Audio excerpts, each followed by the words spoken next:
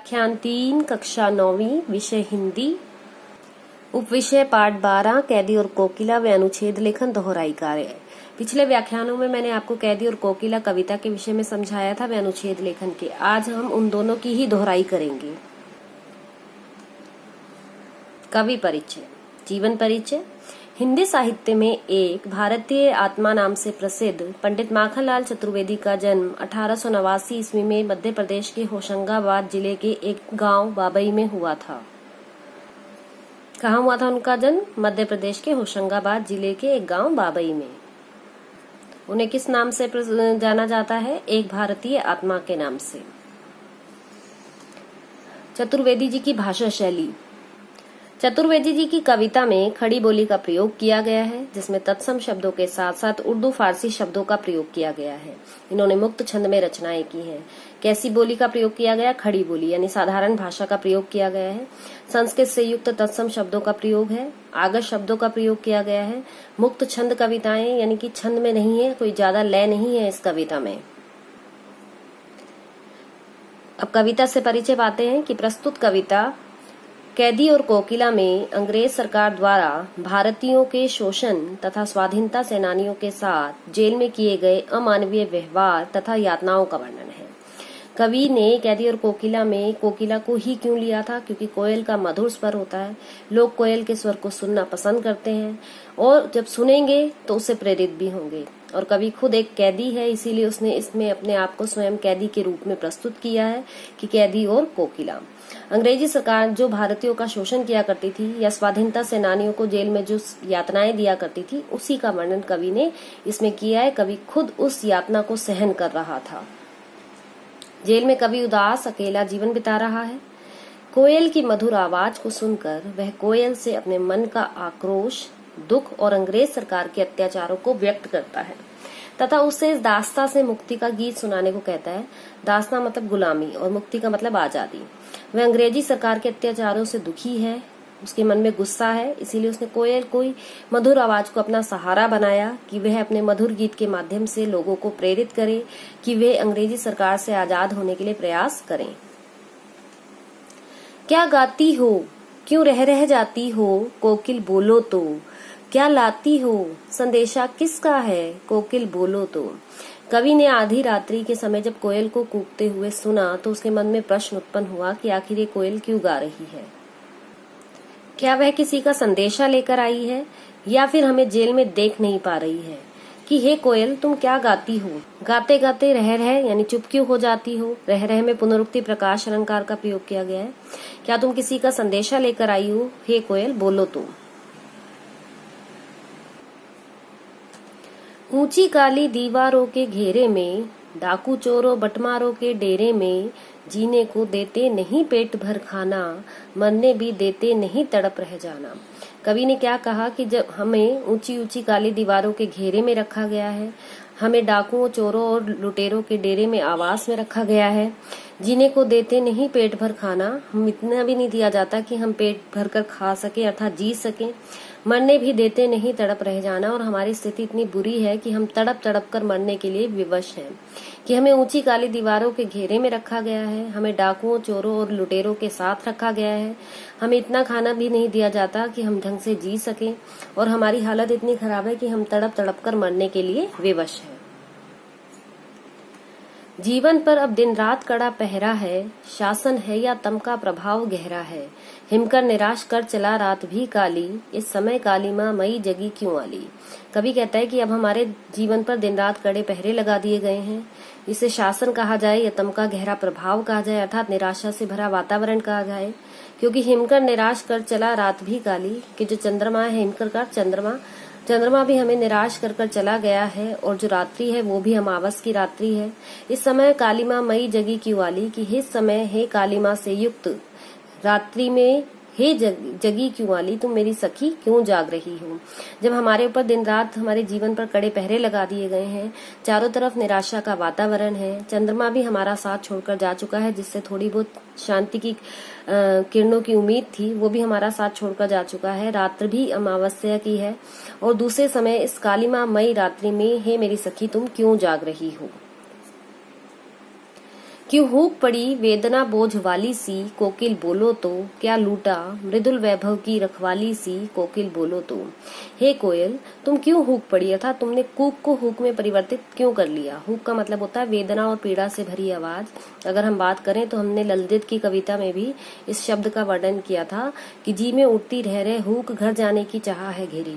तो यहाँ हूक से मतलब है मन के अंदर उठने वाली वेदना और पीड़ा कि तो तुम्हारी जो कूक है वो हूक में परिवर्तित क्यों हो गई है, वो वेदना के बोझ से दबी हुई क्यों है। वेदना बोझ वाली सी में उपमा अलंकार का प्रयोग है कि कोकिल बोलो तो कि तुम हे कोयल बोलो कि तुम्हारे साथ ऐसा क्या हुआ है, क्या लूटा, क्या तुम्हारा कुछ लूट लिया गया है जिसकी वजह से तुमने अपनी कूक को हूक में परिवर्तित कर लिया है। मृदुल वैभव की रखवाली सी, तुम तो मृदुल मैंने कोमल, वैभव मैंने ऐश्वर्य की, रखवाली सी रक्षा करने वाली हो। हे कोकिल बोलो तुमने अपना स्वर क्यों बदल लिया है।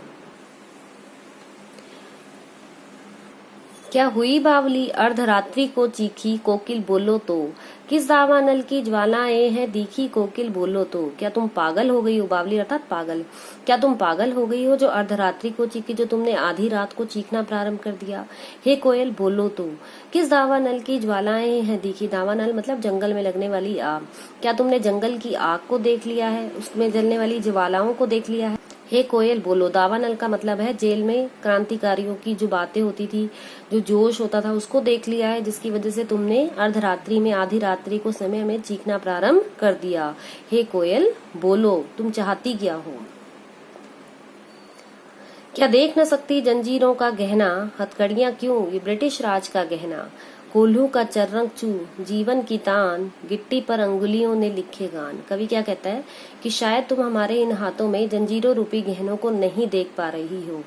क्यों? क्योंकि ये हथकड़ियां नहीं है। क्यों?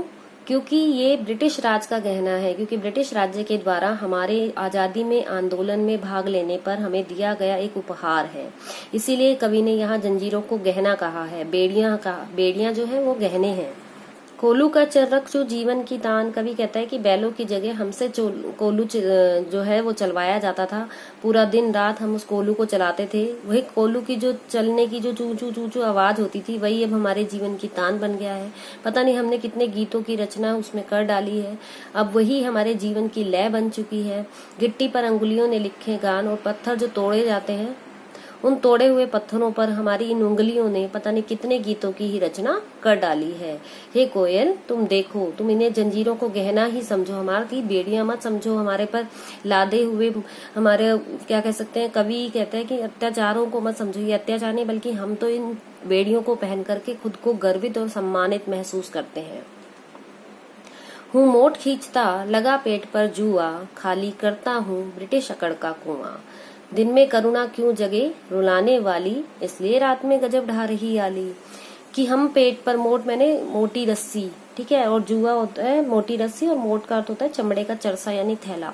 कि मैं पेट पर मोटी रस्सी को बांध करके, हम जो लोग हैं, हम जो स्वाधीनता सेनानी हैं, पेट पर मोटी रस्सी को बांध करके कुएं से मोट को लेकर के, अर्थात कुएं से पानी खाली करते हैं मोट डाल के चमड़े के उस थैले से, और खाली करता हूँ ब्रिटिश अकड़ का कुआं। सिर्फ हम पानी के कुएं को खाली करने का कार्य नहीं करते, बल्कि ब्रिटिश राज्य के द्वारा हमें जो कुछ भी कार्य करने के लिए दिया जाता है, हम वो करके अपने स्वाभिमान के आधार पर उनकी ब्रिटिश की सरकार की अकड़ के कुएं को कम करने का कार्य करते हैं। दिन में करुणा क्यों जगे रुलाने वाली, कि दिन में तो वो हमारे प्रति ऐसी कोई करुणा को उत्पन्न नहीं करते, अर्थात हमारे दुखों को देखकर वो दुखी नहीं होते, बल्कि वो तो चाहते हैं हम ज्यादा दुखी हों। इसलिए रात में गजब ढा रही आली, इसलिए रात्रि के समय में तुम आकर हमारे प्रति अपनी करुणा को प्रकट कर रही हो, अर्थात हमारे प्रति दुख को व्यक्त कर रही हो। इस शांत समय में अंधकार को बेद रो रही हो क्यों, कोकिल बोलो तो चुपचाप मधुर विद्रोह बीच इस भांति बो रही हो क्यों, कोकिल बोलो तो। जब सारा वातावरण शांत है, रात्रि का अंधकार है, इस रात्रि के अंधकार में तुम इस अंधकार को बेधने का कार्य क्यों कर रही हो।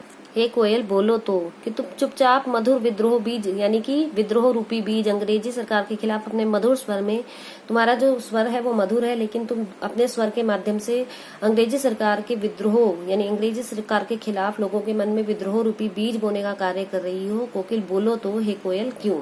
यहाँ पे विपरीत भाव को दिखाया गया है, विरोधाभास है कि एक तरफ तो कोयल का जो स्वर है वो मधुर है और दूसरी तरफ वो विद्रोह के बीज बोने का कार्य कर रही है, तो अपनी मधुर स्वर से वो उल्टा काम करने की कोशिश कर रही है। तो यहाँ पर कौन सा अलंकार है? विरोधाभास। हे कोयल बोलो तो कि तुम ऐसा क्यों कर रही हो। काली तू रजनी भी काली, शासन की करनी भी काली, काली लहर कल्प मेरी काल कोठरी काली, टोपी काली कमली काली। कवि कहता है कि रात, एक तो तू काली, ऊपर से रात्रि भी काली है, शासन के कारनामे भी काले हैं, मन में आने वाली लहर, क्योंकि चारों तरफ निराशा की लहर फैली हुई है तो वो काली ही है, मन में आने वाली जो कल्पनाएं हैं वो भी निराशा से भरी हुई है, इसलिए वो भी काली है। मेरी काल कोठरी काली, जिस कोठरी में मुझे बंद करके रखा गया है, अंधेरी कोठरी में बंद करके रखा गया है, वो भी काली है। मैं जिस टोपी को पहनता हूँ वो भी काली है, जिस कंबल को ओढ़ता हूँ वो भी काला है। कोयल कैसी है? काली है। रात कैसी है? काली है। शासन के कारनामे कैसे हैं? काले हैं। चारों तरफ फैली हुई लहर कैसी है? काली है। कल्पनाएं कैसी हैं? काली है। कवि की कोठरी काली है, कवि की टोपी काली है, कवि का कंबल भी काला है। मेरी लोह श्रृंखला काली, जो मुझे लोहे की बेड़ियां पहनाई गई हैं वो भी काली है। पहरे की हुंकृति बयाली, पहरे की जो हुंकार है वो बयाली, मैंने नागिन के समान है, जैसे लगता हो नागिन डसने के लिए तैयार बैठी हो। तिस पर एक गाली ये आली, इतनी गालियां सुनने के बाद भी, अर्थात और अगर हम कुछ करते हैं तो उस पर भी हमें गालियां ही दी जाती हैं, हे मेरी सखी, क्योंकि पहरेदार की एक तो हुंकार ही सांपिन यानी नागिन के समान है, दूसरी उस पर वो गालियां बकती है तो ऐसा लगता है मानो वो हमें डस रही हो। इस काले संकट सागर पर, जब देश में संकट रूपी सागर छाया हुआ है, अर्थात जेल ही खुद एक संकट रूपी सागर के समान लग रही है, तो मरने को मदमाती कोकिल बोलो तुम मरने के लिए वहां पर तैयार क्यों हो, अर्थात क्यों अपने कोमलता के ऐश्वर्य को नष्ट करने पर तुली हो, क्यों अपने मधुरता के स्वर को बिगाड़ने पर तुली हो, हे कोकिल बोलो तो। क्योंकि हमें तो लोहे की काली बेड़ियों में बांध कर रखा गया है, पहरेदार की जो हुंकार है वो किसी सांपिन के डसने के समान प्रतीत होती है, हमें गालियां ही गालियां दी जाती हैं। इस काले संकट रूपी सागर पर तुम मरने के लिए क्यों तैयार हो, हे कोयल बोलो तुम। तुझे मिली हरियाली डाली, मुझे नसीब कोठरी काली, तेरा नभ भर में संचार, मेरा 10 फुट का संसार, तेरे गीत कहावे वहां, रोना भी है मुझे गुनाह। कवि अपनी और कोयल की समानता और असमानता में अंतर करता है। वैसे तो असमानता ज्यादा ही है, समानता तो एक ही दिखाई जा सकती है।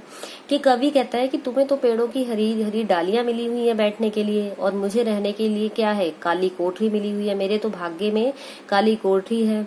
तेरा नभर में संचार, तेरा तो पूरे संसार में संचार है, अर्थात पूरे आकाश में तू कहीं पर भी विचरण कर सकती है, उड़ सकती है, जा सकती है, लेकिन मैं तो 10 फुट के कमरे में ही कैद हूँ, अर्थात मेरे लिए तो मेरा कमरा 10 फुट का कमरा ही मेरा संसार बन गया है, क्योंकि उससे बाहर मैं कहीं नहीं जाता। तेरे गीत कहावे वहां, जब तू कोयल अपने मधुर स्वर में कूकती है तो तेरी लोगों जो गीतों के वाहवाही करते हुए नजर आते हैं, और अगर हम रोते भी हैं तो हमें इन अंग्रेजी सरकार के द्वारा मारा पीटा जाता है।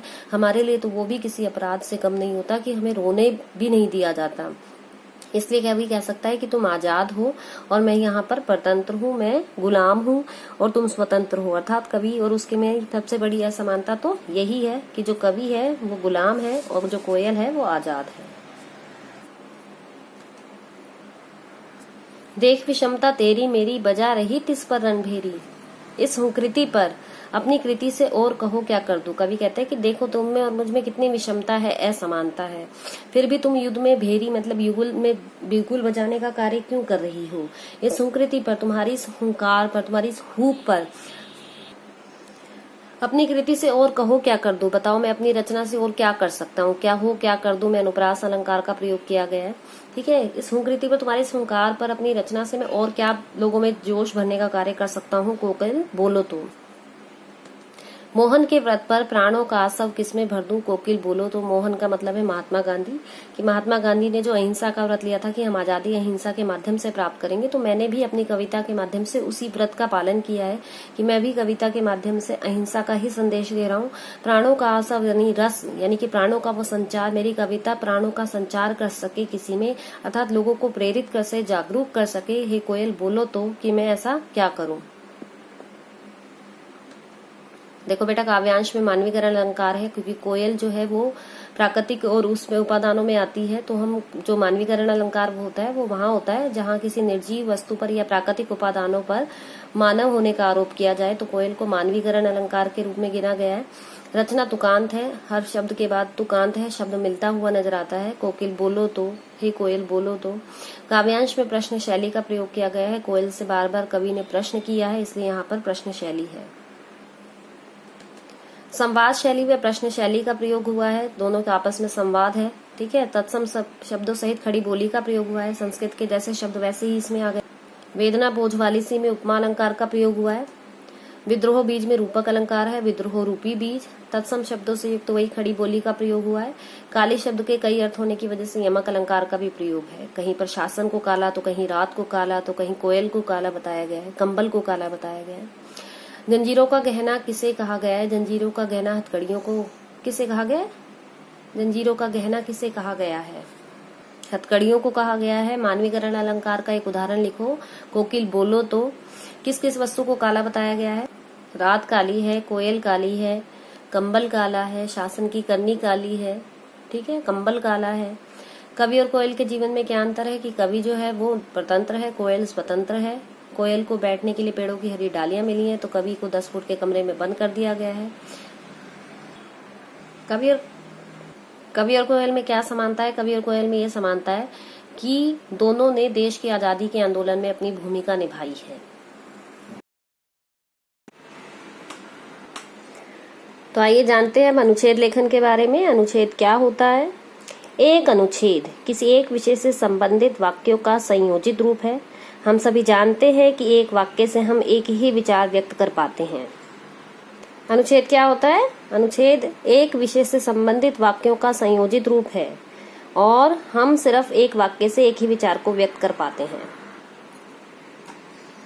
लेकिन एक अनुच्छेद से हम ज्यादा जानकारी व्यक्त कर सकते हैं, क्योंकि अनुच्छेद वाक्यों का संयोजित रूप है तो निश्चित रूप से उसमें ज्यादा व्याख्या की जाएगी।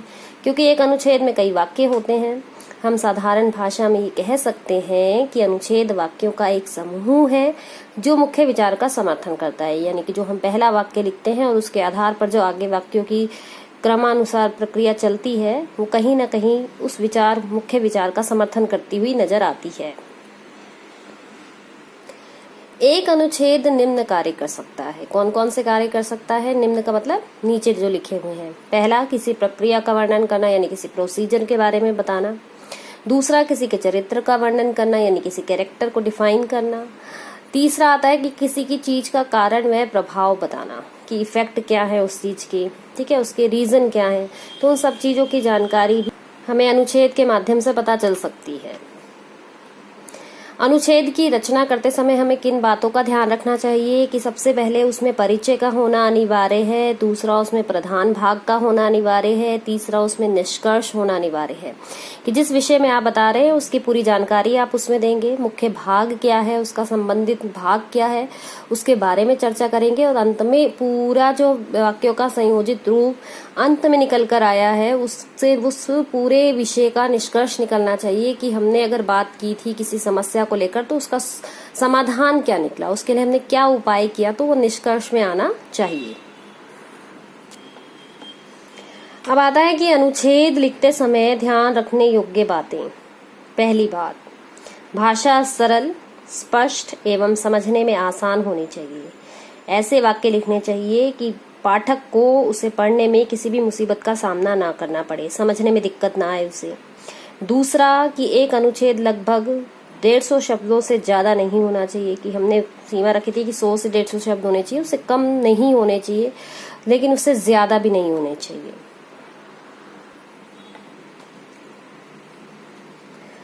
वाक्य छोटे होने चाहिए एवं मुख्य विचार से जुड़े होने चाहिए। ज्यादा लंबे लंबे वाक्यों का प्रयोग नहीं करना चाहिए। वाक्य ऐसे हों जो पहले वाक्य से संबंधित हों, यानी एक के बाद एक के बाद एक प्रक्रिया जुड़ती चली जाए।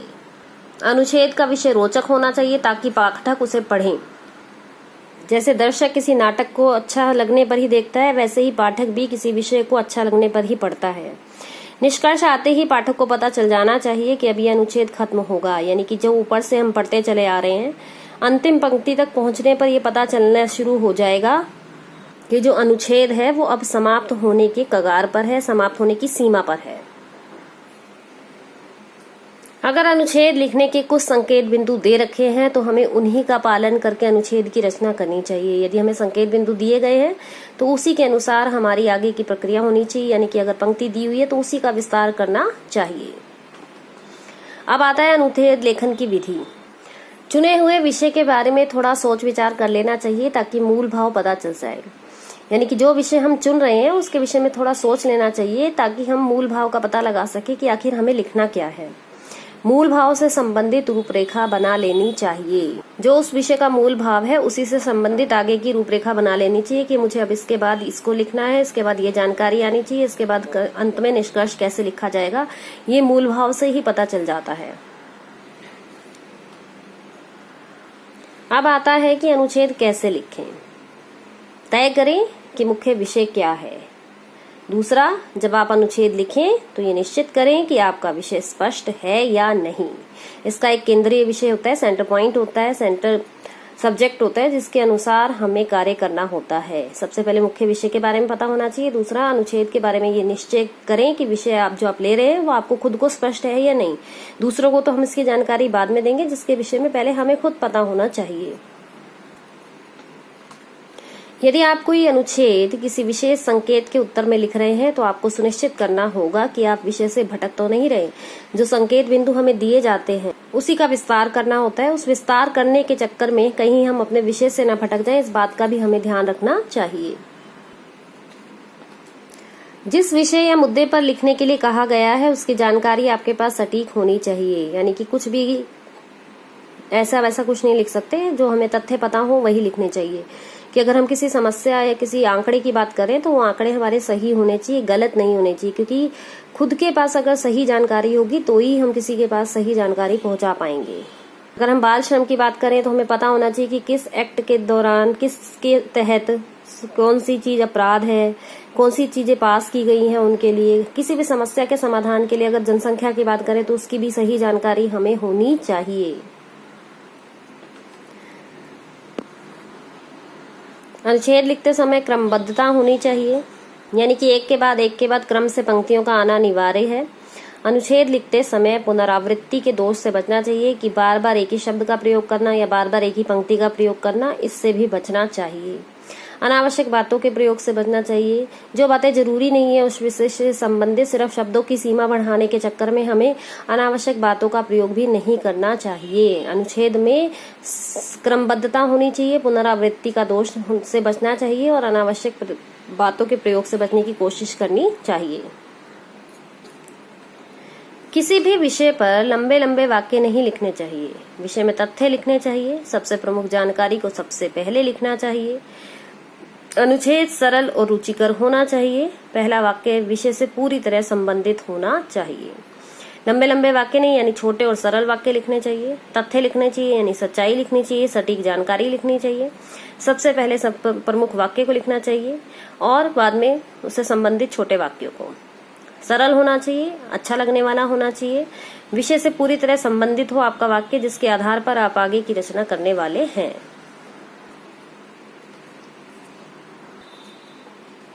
अन्य वाक्य भी विषय का समर्थन करते हुए नजर आने चाहिए। अनुच्छेद न तो बहुत ज्यादा व्यापक होना चाहिए और न ही छोटा। पहले अनुच्छेद को रफ कॉपी में लिखने का अभ्यास करना चाहिए। अगर आपको लगे कि जो वाक्य आपने पहले लिखे हैं उनमें सुधार किया जा सकता है तो आप वह सुधार कर सकें। यानी दूसरे वाक्य भी उस विषय से जुड़े हुए होने चाहिए जो एक के बाद एक आप प्रयोग कर रहे हैं। बहुत बड़ा नहीं होना चाहिए, ना ही बहुत छोटा होना चाहिए।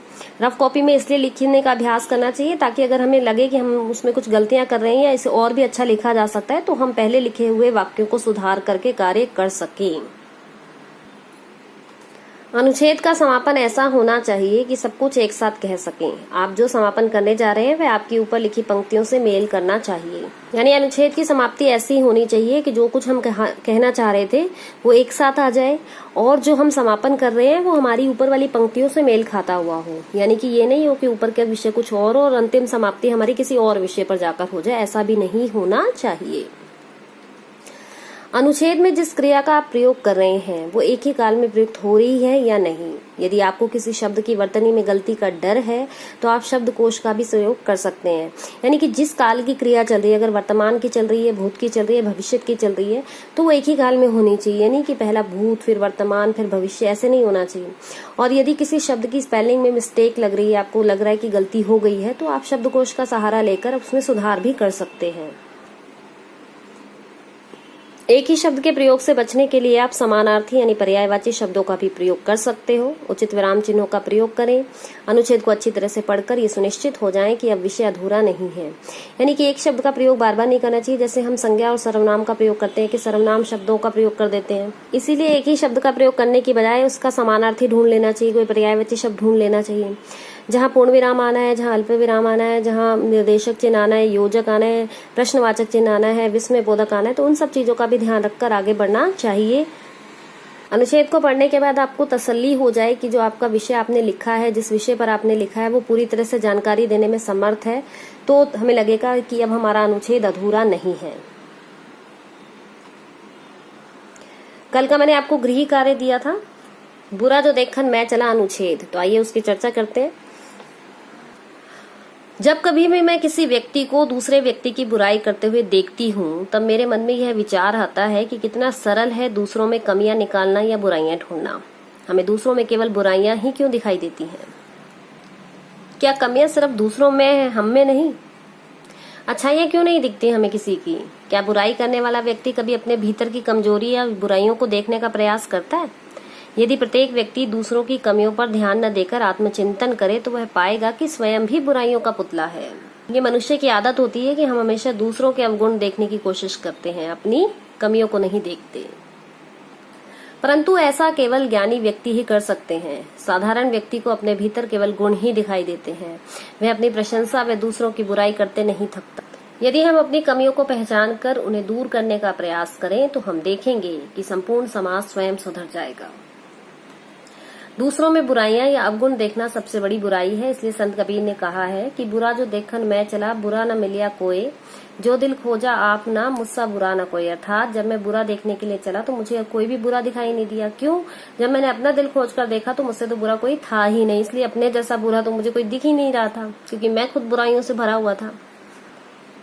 तो ये था आपका गृह कार्य, ठीक है, जिसकी चर्चा मैंने आपके साथ की। अब आप सुनिए ध्यान से कि जो व्याख्यान 1 और 2 कैदी और कोकिला, व्याख्यान 1 और 2 अनुच्छेद लेखन मैंने आपको समझाए थे, और जो ये व्याख्यान 3 दोनों का समझाया है, इसे अच्छी तरह से पढ़िएगा, इसे अच्छी तरह से समझिएगा, क्योंकि इसके आधार पर ही आपकी एक लिखित कक्षा परीक्षा होगी, जो कि आपकी वस्तुनिष्ठ प्रश्न होंगे, बहुविकल्पीय प्रश्नोत्तरी होगी, जिसमें आपके सामने इन दोनों से संबंधित पाठ 9 व्याकरण और पाठ 12 क्षितिज, जो ये 2 पाठ है, इन पाठों के आधार पर आपके 25 नंबर की एक एमसीक्यू परीक्षा होगी, यानी कि बहुविकल्पीय प्रश्नोत्तरी होगी, जिसमें आपके पास एक प्रश्न के 4 विकल्प होंगे, जिसमें से आपको सही विकल्प चुनना है।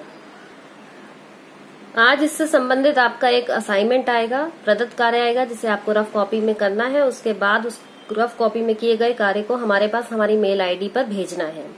और फिर बुधवार को, ठीक है, बुधवार को आपकी कक्षा परीक्षा होगी 12 बजे। 12 बजे आपकी वो परीक्षा आपकी एडक्वाक साइट पर डाल दी जाएगी, और आधे घंटे का समय होगा आपके पास। आधे घंटे के बाद फिर आप उस पेपर को नहीं कर पाएंगे, क्योंकि हम उसे फिर वहां से हटा लेंगे। तो आपको इसको अच्छी तरीके से सोच समझकर उसमें सही प्रश्न के उत्तर का सिर्फ उत्तर लिखना है, और उसे एडक्वाक साइट पर ही आधे घंटे के अंदर करना है। मिलेंगे अगले व्याख्यान में। धन्यवाद।